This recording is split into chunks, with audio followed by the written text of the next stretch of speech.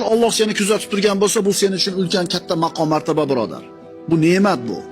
Ammo Alloh senga umuman parvo qilmay qo'ygan bo'lsa, seni kuzatmay qo'ygan bo'lsa-chi?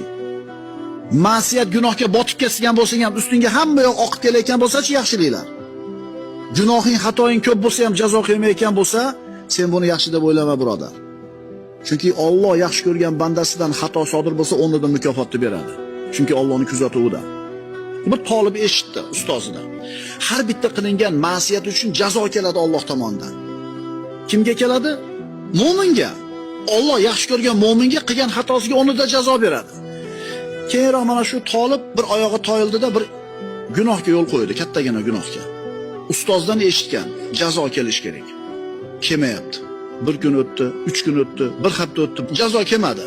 Shundan keyin duo qildi, Parvardigor, meni jazolamading qilgan gunohimga. Alloh uni qalbiga bir